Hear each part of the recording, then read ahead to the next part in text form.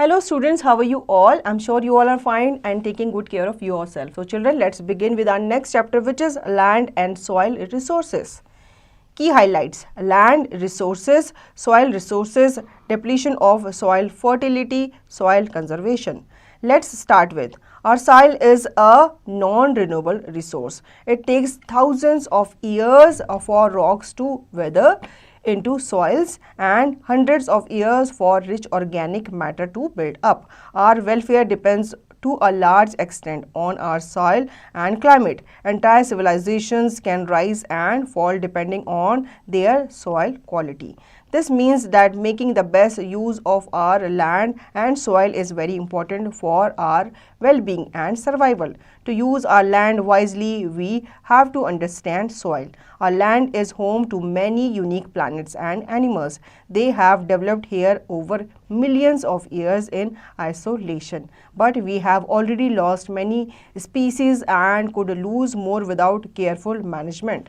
बच्चों, जो हमारी soil है वो नॉन रिन्यूएबल रिसोर्स में आती है, ठीक है। काफ़ी सारे जो रॉक्स होते हैं, बड़े बड़े पत्थर होते हैं, वो पहले छोटे छोटे पत्थरों में कन्वर्ट होते हैं, उसके बाद वो सॉइल में कन्वर्ट होते हैं, उसके बाद उनमें मिनरल्स जो होते हैं वो डेवलप होते हैं ताकि जो क्रॉप्स है वो उसमें क्या हो सके, उगाई जा सके। तो इसलिए हमें वाइजली सॉइल को यूज़ करना चाहिए, क्योंकि ऐसा कहा जाता है एंटायर जो सिविलाइजेशन है उसका राइज एंड जो फॉल है वो डिपेंड करता है उनकी सॉइल की क्वालिटी में, ठीक है। इसलिए हमें सॉइल को अच्छे तरीके से यूज़ करना चाहिए और उससे हमें नष्ट नहीं करना चाहिए, उसे स्पॉइल नहीं करना चाहिए। Let's think what has led to a large scale destruction forest cover. बच्चों, ये आपको बताना है कि क्या चीज़ लीड करती है किसी भी फॉरेस्ट के डिस्ट्रक्शन में। Land resources. Land is the most important natural resource as human beings live on it and obtain most of their needs from it. Land covers about 29% of the total area of the earth's surface, and of this small percentage a large part is not habitable because it is ice or snow covered, too rugged or steep, climatically unsuitable, waterlogged, forested or a desert. The quality and distribution of land, its location has a major role in deciding its usage. Even most of our clothing requirements come from land. About 95% of human food requirement are obtained from land. बच्चों, आपको पता ही है हमारे अर्थ का 70% जो भाग है वो पानी से घिरा हुआ है, समुद्र से घिरा हुआ है, और जो 30% या 29% भाग जो है वो किससे घिरा हुआ है, वो लैंड से घिरा हुआ है, ठीक है। उसमें भी कुछ पार्ट जो है, स्मॉल पार्ट जो है वो आइस से, स्नो से कवर रहता है, ठीक है। तो जो कुछ पार्ट है उसी में हम क्या करते हैं, खेती करते हैं, फॉरेस्ट वगैरह होते हैं, अपने जो वनस्पति है उसे उगाते हैं अपने यूज़ के लिए। Land use. We use land for different purposes such as cultivation of crops, forestry, grazing, livestock, construction of building, houses, canals, and for mining and manufacturing. The different uses that land is put to is commonly referred to as land use. The pattern of land use varies from one region to another. It may also vary within a region over time. Major land patterns of the world are forest, arable land, pastures land, grasslands, rough grazing, wasteland, savanna, mining, fishing, and industrial center. Different factors are responsible for the changes in the land use patterns of a country or region at a given time. Physical factors like topography, soil, climate, water, distribution of rocks and minerals, etc. are important determinants of land use. These are include aspects like slope of land, elevation and extent of temperature and precipitation, presence or absence of soil cover, availability of surface and groundwater, nature of rocks and minerals. The availability of means of transport may accelerate the development of land resources. तो बच्चों, हम land use के बारे में बात कर लेते हैं। हम लैंड को यूज़ करते हैं काफ़ी सारे पर्पज़ के लिए, ठीक है। हम यहाँ पे घर बनाते हैं, हम बिल्डिंग्स बनाते हैं, इवन हम अपनी फसलें जो हैं वो इसी में ही उगाते हैं। और जो लोग फार्मिंग वगैरह करते हैं वो अपने जो कैटल्स हैं उन्हें वो लैंड में ही चराते हैं, ठीक है। जो डिफरेंट यूज़ है लैंड का वो कॉमनली रिफ़र करता है लैंड यूज़ के रूप में, और जो पैटर्न होता है लैंड यूज़ का वो वेरी करता है from one region to another, ठीक है। अलग अलग कंट्रीज़ में लैंड का अलग अलग यूज़ होता है। मेजर लैंड पैटर्न्स को यहाँ पे आपको बताया गया, जैसे कि फॉरेस्ट है, अरेबल लैंड है, पास्टल लैंड्स है, एक्सेट्रा। डिफरेंट फैक्टर्स जो होते हैं वो रिस्पॉन्सिबल होते हैं किसी भी लैंड के यूज़ में, और वो डिफर करता है अलग अलग कंट्री, अलग अलग रीजन में। फिजिकल फैक्टर्स जो होते हैं जैसे कि topography, soil, climate, distribution of rock and mineral, ये भी काफ़ी इंपॉर्टेंट डिटर्मिनेंट माने जाते हैं लैंड यूज़ के, जिसमें आपके इंक्लूड होते हैं aspect of slope of the land, elevation, extent of temperature and precipitation. Now, population distribution, development in technology, land tenure, government policy and other human and economic factors also play an important role in the changing patterns of land use of a country. For instance, the high cost of mining may leave minerals and low-grade ore utilized. Study the chapter showing land use in various countries to understand the pattern of utilization of land in different parts of the world. Identify the countries having the highest percentage of land under crops, forest and pastures. Now study the map on land utilization. It will be observed that fertile river valleys and plains are the most populated area of the world, especially in tropical and subtropical regions of the world, because they are suited for agriculture. Over 66% of the world population is concentrated in the subtropical and mid-latitude zones. 50% of the world's population lives in urban areas, and this figure is expected to go up.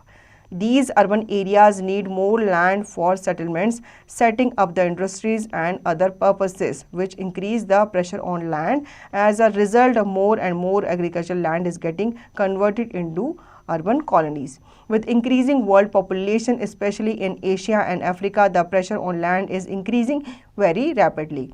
More forests and grasslands are getting converted to urban lands. Lands can be divided on the basis of private land and community land. Private land is owned by individual, whereas community land is owned by community. Community land is the common property of all. तो बच्चों, population distribution जो होता है वो अलग अलग country में अलग अलग होता है, ठीक है। वो उनकी गवर्नमेंट पॉलिसीज़ पे, लैंड टेन्योर पे डिपेंड करता है, और इसमें जो ह्यूमन एंड इकोनॉमिक फैक्टर है वो इम्पोर्टेंट पार्ट जो है वो रोल करते हैं in the changing pattern of land और यूज़ ऑफ अ कंट्री, ठीक है। अब यहाँ पे इस चैप्टर में हम स्टडी करेंगे कैसे जो लैंड है वो वेरियस कंट्री में अलग अलग पैटर्न में यूज़ किए जाते हैं। उनके जो पैटर्न ऑफ यूटिलाइजेशन है वो डिफरेंट पार्ट में अलग अलग होता है। जैसे कि जो फर्टाइल रिवर्स होती हैं वैलीज़ की या प्लेन्स की, वो ज़्यादातर पॉपुलेटेड होती हैं, ज़्यादातर पॉपुलेटेड एरिया माना जाता है। मतलब उसमें जो ग्रोथ होती है एनिमल्स की, जो एक्वाटिक एनिमल्स होते हैं, जो एक्वाटिक प्लांट्स होते हैं, उनकी ज़्यादा ग्रोथ मानी जाती है, ठीक है। जो एग्रीकल्चर लैंड होता है, ऐसा बताया जाता है कि अब वो धीरे धीरे क्या होता जा रहा है, कम होता जा रहा है, क्योंकि इंडस्ट्रीज़ के बढ़ने से, जो आपकी फैक्ट्रीज़ होती हैं उनके बढ़ने से, बिल्डिंग्स वगैरह के जो बढ़ने से क्या होता है, जो फॉरेस्ट होते हैं उनकी कटाई होती है, और जिससे उनका जो लैंड होता है वो एक्वायर कर लिया जाता है इन इंडस्ट्रीज़ एंड बिल्डिंग्स के द्वारा। लैंड्स को कहते हैं डिवाइड किया जाता है on the basis of private and community land. Private land जो होता है वो प्राइवेट यूज़ के लिए यूज़ किया जाता है, जबकि जो कम्युनिटी लैंड होता है उसे प्रॉपर्टी ऑफ ऑल माना जाता है। India land resources of the total land area of India 3.28 million square kilometer, 30% is mountainous, 27% is covered by plateau and 43% is plains. The plains are best suited for agriculture. The mountain and plateau are rich in forest resources and minerals. Although our country has 2.42% of the world's total land area, it supports 16% of the world's population. India has a very high percent of arable cultivable land, i.e. 57%. Australia and UK have more land under pasture. Japan has 67% of its total land area under forest. Canada, which has a good percentage of its land area under forest, has put its land area to other uses. However, for a balanced ecological development, it is important that our land under forest be increased from the existing 20% to 33%. It goes to the credit of Indian farmers that with only 4% of area under pasture, they are sustaining the largest cattle population in the world. तो बच्चों India के land resources के बारे में बात कर लेते हैं। ऐसा कहा जाता है कि इंडिया का जो लैंड एरिया है उसका जो परसेंटेज है, कुछ परसेंट जो है वो माउंटेन है, कुछ परसेंट उसमें प्लेट्यूज हैं एंड कुछ परसेंट जो है वो प्लेन्स का है। तो प्लेन्स जो होते हैं वो सूटेबल माने जाते हैं किसके लिए? एग्रीकल्चर के लिए, फसल उगाने के लिए। जो माउंटेन्स एंड जो प्लेट्यूज होते हैं वो रिच सोर्स माने जाते हैं फॉरेस्ट रिसोर्सेज एंड मिनरल्स के। ठीक है, इसके बाद भी जो हमारी परसेंटेज होती है जो एग्रीकल्चर की वो डिपेंड करती है उसके पॉपुलेशन पे। इंडिया के पास very high percentage of arable cultivable land है, मतलब यहाँ पे काफ़ी ज़्यादा जो है कल्टिवेबल लैंड है as compared to other countries. Other countries में भी लैंड है, कल्टिवेबल लैंड है और वो अपने यूज़ के लिए उन्हें यूज़ करते हैं। ठीक है, Now land degradation. Land erosion is the main factor responsible for soil degradation and even its destruction. Among these factors responsible for soil erosion, one deforestation. Solid and liquid waste is constantly being dumped on the land. 23% of the world's usable land, excluding mountains and deserts, has been degraded and its productivity has been reduced. The main causes of this degradation are deforestation, overgrazing, agricultural mismanagement, establishment of industries and urbanization. Large part of India, Pakistan, Egypt and USA suffer from waterlogging and soil scarcity. Over 2 million hectares of land in the world is degraded due to improper waste disposal and landfill. 1/3 of the Earth's land area, 50 million square kilometer, has been affected by desertification, especially in Asia, Africa, Latin America, North America, and around the Mediterranean. In 1994, some 180 countries signed the UN Convention to combat desertification after the Earth Summit in 1992. It came into force in 1996. It is important that such programs be taken seriously to prevent soil degradation and restore degraded land. तो बच्चों अब हम जान लेते हैं land degradation के बारे में। लैंड इरोजन जो होता है वो एक मेन फैक्टर माना जाता है सॉइल डिग्रेडेशन का। ठीक है, इसके बाद जो सॉलिड एंड लिक्विड वेस्ट जो डंप किया जाता है लैंड में वो भी इसके डिग्रेडेशन का मेन इंपॉर्टेंट काउज माना जाता है। इसके बावजूद जो डिफॉरेस्टेशन होता है, पेड़ों की कटाई, ओवरग्रेजिंग, इवन एग्रीकल्चर मैनेजमेंट और जो इंडस्ट्रीज़ का एस्टैब्लिशमेंट है, जो शहरीकरण है, वो भी लैंड डिग्रेडेशन का मेन काउज माना जाता है, जिसकी वजह से जो इंडिया, पाकिस्तान, इजिप्ट है उसका जो काफ़ी एरिया है वो सफ़र कर रहा होता है water logging and soil scarcity की वजह से। ठीक है, 1/3 ऑफ द अर्थ का जो एरिया है उसको अफेक्ट किया जाता है डिसर्टिफिकेशन के थ्रू। ठीक है, इसलिए एक कमेटी जो है वो बिठाई गई थी और जो कंट्रीज़ थी उनसे यूएन कन्वेंशन जो था वो साइन कराया गया था ताकि वो अर्थ को जो जितना लैंड का उसका पार्ट है उसे वो क्या कर सके, कंजर्व करके रख सके, उसके जो डिग्रेडेशन का जो पार्ट है, जो काम है, उसे वो क्या कर सके, रोक सके। Conservation of land resources. Conservation means protection, preservation and efficient utilization of resources. We need to conserve our land resources for future generation. Land use must be planned properly to provide best results. Control water logging of soil, ensure afforestation, land reclaim, check on overgrazing, regulate use of chemical pesticides and fertilizers, reclaim wasteland so they are brought back to other uses, increase productivity of the land with improved farming methods such as the balanced use of manures and fertilizers, organic farming, regulated irrigation, crop rotation and multiple cropping.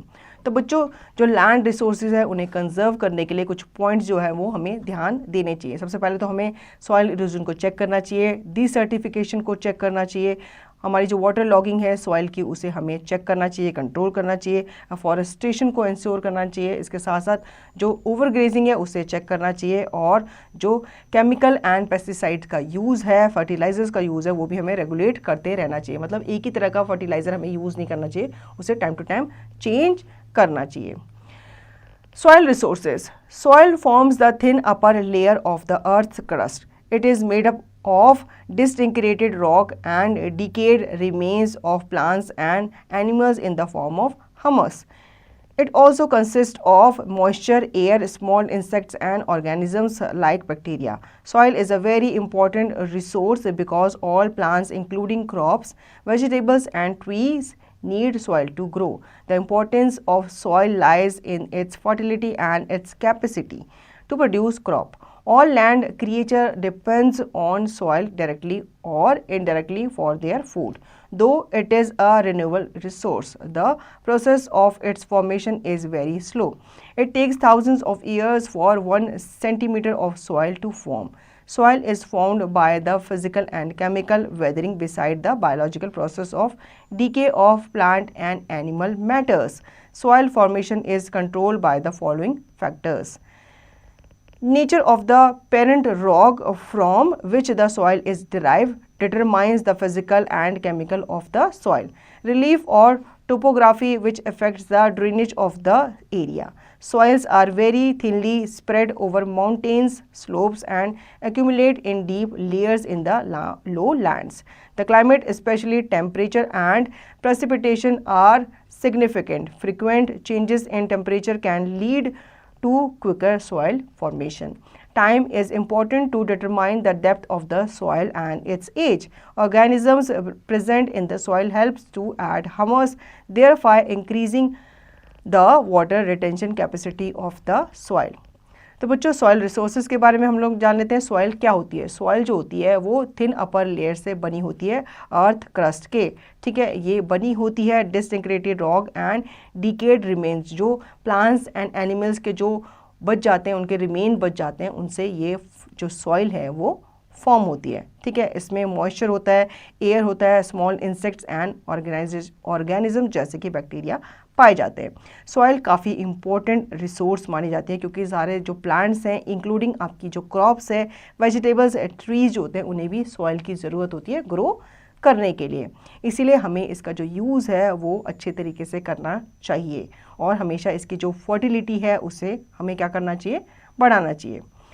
दो ये एक renewable source माना जाता है, इसलिए इसका जो formation है वो काफ़ी स्लो होता है। जैसे कि हमने पहले भी पढ़ा था, पहले रॉक्स जो होती हैं वो छोटे छोटे पार्ट्स में डिवाइड होती हैं, कन्वर्ट होती हैं, फिर वो और ज़्यादा टूटती हैं, क्रश होती हैं और फिर वो सॉइल जो है बनाती हैं, ठीक है। तो इसमें काफ़ी सारे साल लग जाते हैं। सॉइल फॉर्मेशन जो होता है वो कंट्रोल किया जाता है कुछ फैक्टर्स के थ्रू, जैसे कि जो नेचर होता है पेरेंट लॉग का, वो बनता है किसी भी सॉइल से और वो उसके फिजिकल एंड केमिकल फॉर्म को डिटरमाइन करता है। जो रिलीफ और टोपोग्राफी होती है जो कि किसी भी एरिया के ड्रेनेज को इफेक्ट करती है, उसमें जो सॉइल होती है वो काफ़ी थिनली स्प्रेड होती है ओवर माउंटेन स्लोप्स, ठीक है, और ये एक्यूमुलेट करती है इन deeper layer in the lowland. तो बच्चों जो क्लाइमेट होता है जैसे कि टेम्परेचर, पर्सिपिटेशन, वो भी सिग्निफिकेंट माने जाते हैं सॉइल की फॉर्मेशन को बढ़ाने में, ठीक है। जो टाइम होता है वो भी डिटरमाइन किया जाता है to the depth of soil and its age. जो छोटे छोटे ऑर्गेनिजम्स होते हैं वो जो सॉइल में पाए जाते हैं वो भी उसकी फर्टिलिटी को, उसकी फॉर्मेशन को बनाने में हेल्प करते हैं। Composition of soil. Soil has organic and inorganic components. Organic elements include the decayed remains of vegetation and animals, i.e. humus. The inorganic elements include mineral and salt such as nitrogen, potassium, magnesium, sulfur, phosphorus, calcium and iron. The upper layers of the rock gradually break up into sizable pieces. They in turn give space to smaller pieces. This process continues to give a fairly thick layer of fine-grained topsoil. This surface layer is more fertile as it contains humus, minerals, salts and soil moisture. It is made up of finer particles. The soil which lies below the topsoil is neither fully weathered nor decomposed. It does not contain much organic matters and is therefore not as fertile as the topsoil. Below the subsoil lies the weathered parent rock consisting of large rock and gravel. Unweathered solid rock lies below the weathered rock.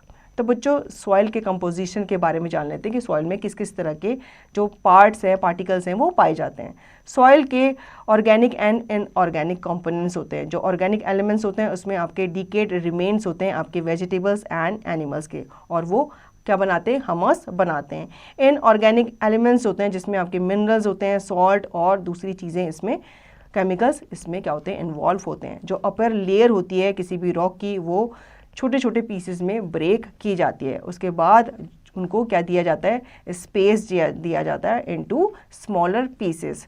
ये जो process है ये continue चलता रहता है, ठीक है, जब तक कि जो सॉइल की अपर लेयर है वो बिल्डअप नहीं हो जाती, ठीक है। जो सॉइल की अपर लेयर होती है वो फाइनर पार्टिकल से बनी हुई होती है, और जो सॉइल होती है उसके नीचे जो लाई करती है वो बनी हुई होती है वेदर्ड और डिकम्पोज मटेरियल से, ठीक है। इसमें आपके मच ऑर्गेनिक मैटर जो होते हैं वो कंटेन नहीं करते, इसलिए इसे ज़्यादा फर्टाइल नहीं माना जाता एज द टॉप सॉइल। जो सब सॉइल होती है वो वेदर्ड पेरेंट रॉक कंसिस्ट करती हैं, जिसमें आपके लार्ज रॉक जो होते हैं वो कंसिस्ट करते हैं, ठीक है। Types of soil. The best soils are found in river valleys where annual floods renew it with silt. The valleys of River Nile in Egypt, Changjiang in China, Ganga in India, and Mississippi in USA have rich soils. In temperate grasslands, soils are dark and rich in humus. These fertile soils are called Chernozems. In the prairies of USA and Canada, soils of semi-arid areas rich in minerals and humus are called pedicles. Desert soils have sufficient minerals but lack water. Soils in humid climates are acidic but have less humus, especially under cold conditions as in coniferous forest. They are called pediphiles. Soils may vary in grain size from gravels, sands, silt to fine clay. Loam is a more balanced mixture of sand, clay and humus. It is ideal for plants to grow. तो बच्चों soils के type को समझ लेते हैं। जो soils river के आसपास या रिवर में पाई जाती है, लेक्स में पाई जाती है, वो सबसे अच्छी सॉइल मानी जाती है क्योंकि वो बार बार क्या होती रहती है, रोटेट होती रहती है, और उससे कल्टीवेशन के लिए भी अच्छी सॉइल माना जाता है, ठीक है। जो टेम्परेट ग्रासलैंड में सॉइल पाई जाती है वो डार्क होती है और वो रिच इन हमस होती है। ये जो फर्टाइल सॉइल्स होती हैं इन्हें कर्नोजेम्स कहा जाता है, ठीक है। और जो सॉइल होती है जो सेमी एरिडिक होती हैं और रिच इन मिनरल्स होती हैं और उनमें हमस भी होता है, उन्हें पेडोकल्स कहा जाता है। अब जो डेजर्ट एरियाज़ होते हैं वहाँ पे सॉइल तो होती है और उसमें सफिशेंट मिनरल्स भी होते हैं, लेकिन उसमें वाटर की क्या होती है, कमी होती है, ठीक है। सॉइल जो ह्यूमिड क्लाइमेट में होती है वो ज़्यादा एसिडिक होती है, और जो कॉनिफरस फॉरेस्ट की जो सॉइल होती है उसमें लेस हमस होता है और उन्हें पेडल फर्स भी कहा जाता है। जो लोम होती है वो आइडल मानी जाती है प्लांट्स के लिए क्योंकि वो उनको ग्रो करने में क्या करती है, हेल्प करती हैं, और उसमें बैलेंस मात्रा में सैंड, क्ले एंड हमस पाया जाता है। Fact file: when irrigation is not accompanied by proper drainage, waterlogging occurs. This brings salt to the soil surface, where it collects at the roots of plants or as a thin crust. Rapid evaporation of groundwater also adds salt to the soil. 36% of the total irrigated area in India has been damaged by salinization. बच्चों कहा जाता है जब irrigation को properly अकम्पनिश नहीं किया जाता proper drainage system के साथ तो उसमें वाटर लॉगिंग जो होती है वो बढ़ जाती है, जिसकी वजह से जो सॉल्ट होता है वो सॉइल के सरफेस में आ जाता है और वो जो प्लांट्स के रूट्स होते हैं एरिया वहाँ पे वो जम जाता है, जिसकी वजह से काफ़ी सारी जो क्रॉप्स होती हैं वो डैमेज हो जाती हैं। Layers of soil. A soil profile is a section showing successive layers of soil which would appear if you cut straight down into the soil. Soils are generally formed in layers. Soils have four main layers. The different layers are shown in figure. India soil types. Types of soils, occurrence, characteristics, crops grown. Alluvial, northern plains and that's in South India. Clay, slit and sand, very fertile. Rice, wheat, sugarcane, cotton, oil seeds and pulses. Black soil, Ragor or black. Northwest of peninsular India, valleys of Godavari, Krishna, Narmada and Tapti. Maharashtra, Gujarat, Andhra Pradesh, Madhya Pradesh, Chhattisgarh and Tamil Nadu. Moisture retentive, sticky when wet and cracks when dry. This aerates the soil. Cotton, sugarcane, tobacco, oil seeds. Third, red, Eastern Deccan Plateau, Tamil Nadu, Kerala, Karnataka, Chota Nagpur, Chhattisgarh and Odisha. Coarse, porous, does not retain moisture, high iron content. Wheat, rice, cotton, sugarcane grown with irrigation and fertilizers. Laterite, the hills of eastern and western Ghats and Assam in areas of high temperature and heavy rainfall.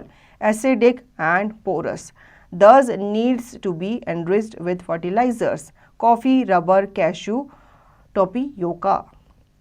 Fifth, desert, northwest India and Rajasthan, north Gujarat and south Punjab. Loose, porous, coarse, alkaline. Maize, wheat and millets grown with irrigation of dry farming. Mountain, hilly areas of Jammu and Kashmir, Sikkim, Assam and Arunachal Pradesh. Very thin layer of soil, tea, coffee and medicinal plants. तो बच्चों यहाँ पे soil की layers के बारे में बताया गया है. जो सॉइल प्रोफाइल होती है वो एक सेक्शन होता है जिसमें आपके सक्सेसिव लेयर ऑफ सॉइल को दर्शाया जाता है, ठीक है, और इसे कट किया जाता है straight down into the soil. Soil जो होते हैं वो जनरली फॉर्म होते हैं लेयर में. इनकी क्या होती हैं, अलग अलग लेयर्स होती हैं, ठीक है, और सॉइल के 4 मेन लेयर्स माने जाते हैं. कुछ डिफरेंट लेयर्स जो है वो यहाँ पे आपको फिगर में शो किए गए हैं जो इंडिया के डिफरेंट पार्ट्स में हमें देखने को मिलते हैं. और साथ ही साथ इन सॉइल में कौन कौन से जो क्रॉप्स हैं वो ग्रो किए जाते हैं वो भी आपको इस टेबल के थ्रू दिखाया गया है. Now, depletion of soil fertility. Soil can become unproductive by erosion, overuse and mismanagement in agricultural methods. The removal of the top layers of the soil on a large scale by rainwater, wind or humans is called soil erosion. The degree of soil erosion depends on many factors: soil components or structure, texture of soil, climatic conditions, slope of the land and cultivation methods. This is further accelerated by human activities like overuse and excess use of chemical fertilizers, which can change the composition of soil.